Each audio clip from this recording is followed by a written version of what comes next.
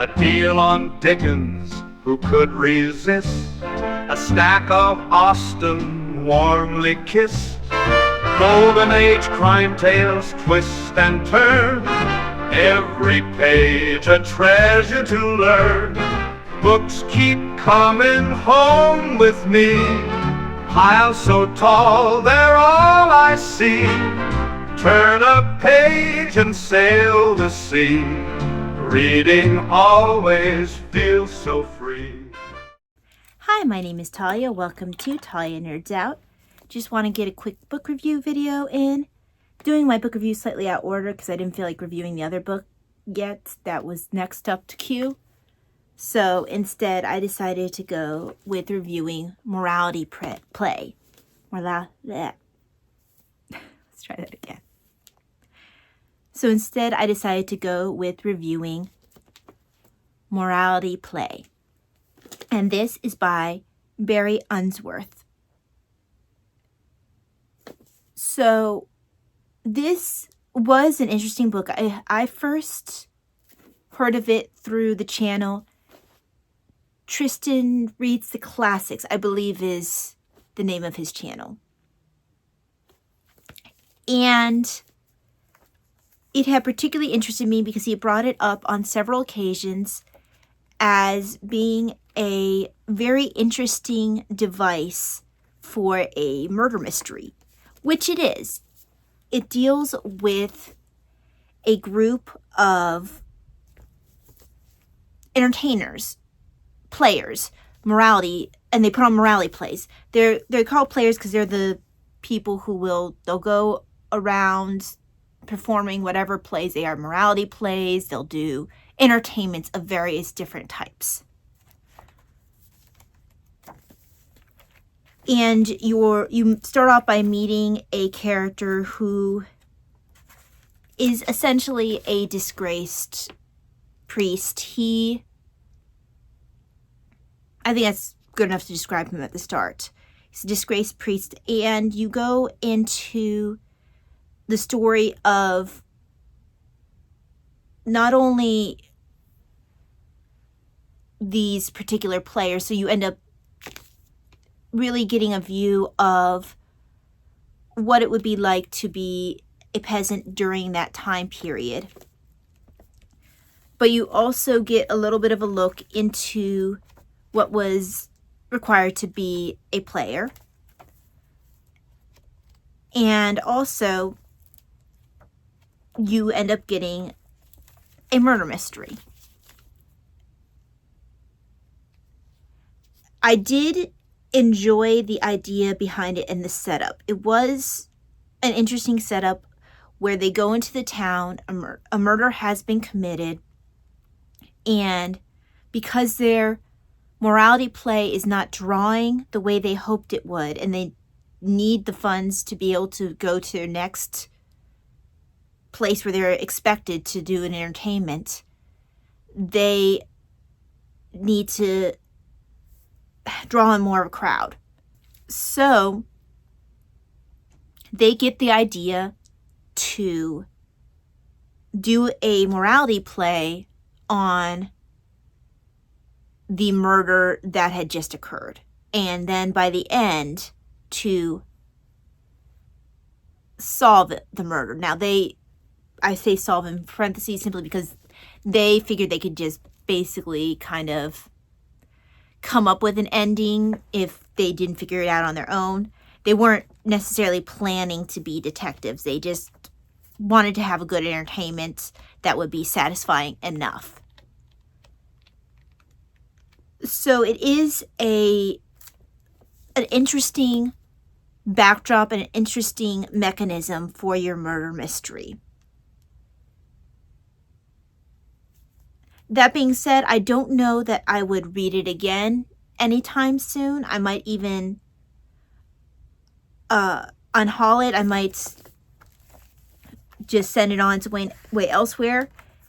I'm just not completely sure that these are characters that I just want to spend another read with.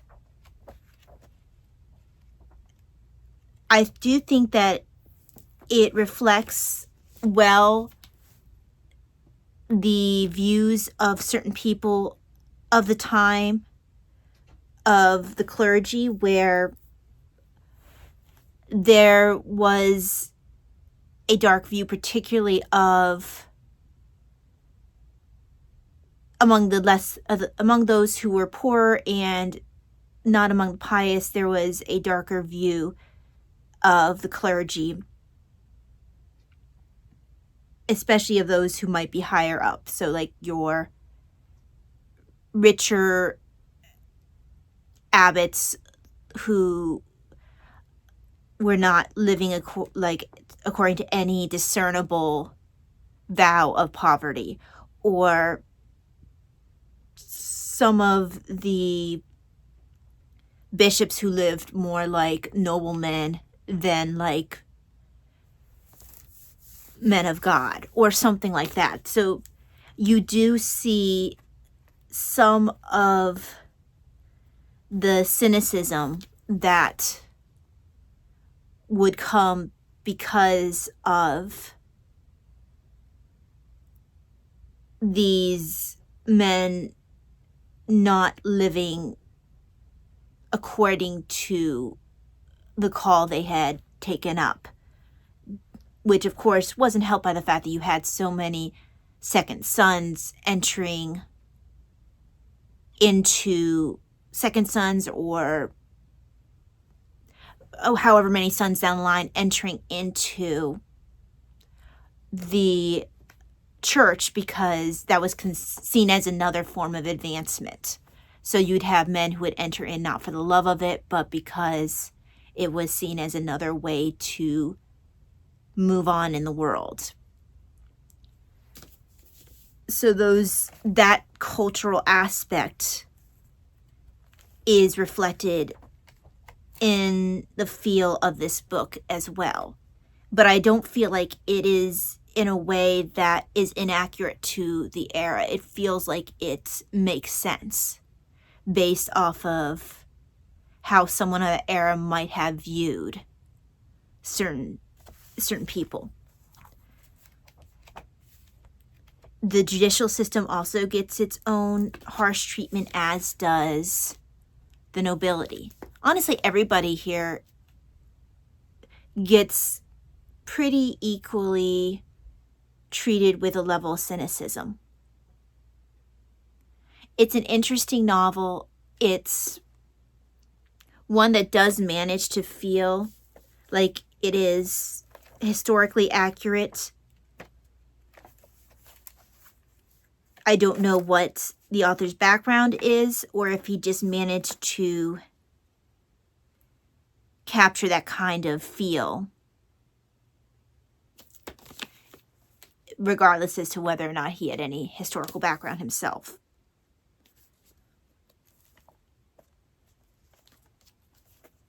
So I did enjoy it. I'm glad I read it. I liked the way that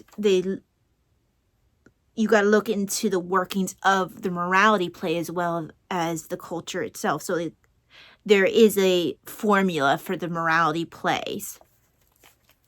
And so you did go into that as well, because that is at the crux of the story, and what is, of course, your method being used to approach the murder. Don't know if there's much else I could say without really giving it away. You're usually hamstringed when you talk about murder mysteries because you don't want to give away too much. The characters are well drawn. They do feel like they have their own voice. They do feel unique one from the other. But that being said, they aren't necessarily always the most pleasant group to spend time with. I think that the way they get to the solving of the murder at the end is quite well done. I also think that it is interesting that even your heroes, this is a book that focuses strongly on the weaknesses of the characters. There's no one who is, I think that's what makes it one that I'm not as inclined to visit again, because there's no one I can really go, oh, I like that character. You want these characters to be safe. You want the story to turn out well for them. But most everyone their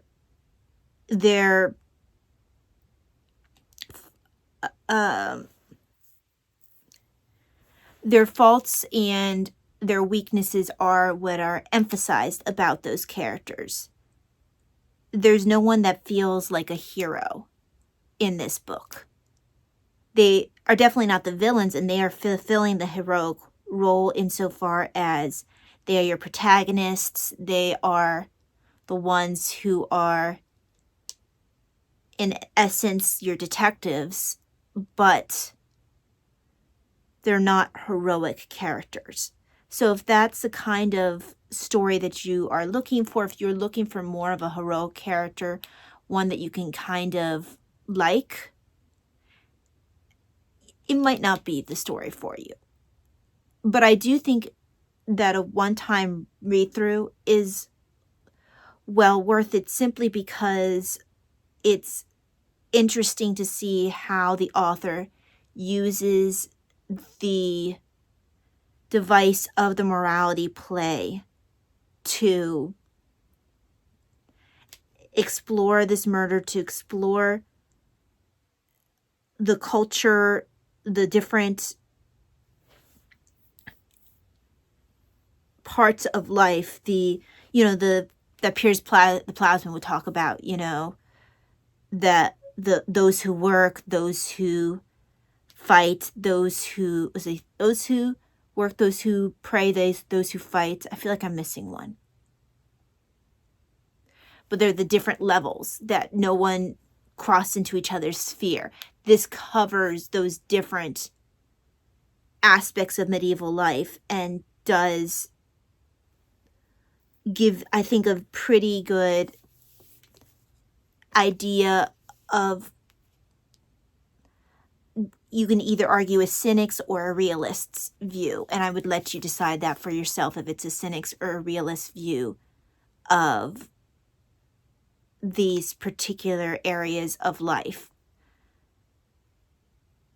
But I think that he does make a good use of his morality play to not only approach the murder, but to give you a good feel for the era. So for that alone, it is worth at least a one-time read, even if you don't choose to read it again. So it sounds kind of like faint praise, considering that I came to it so highly recommended. But I don't regret having read it. I read through it really quickly. But like I said, I just don't like the characters well enough to revisit. Although I am glad to have had the experience of reading this very well done historical mystery. Well, this video will have to be quite a bit edited because I felt very rambly with this.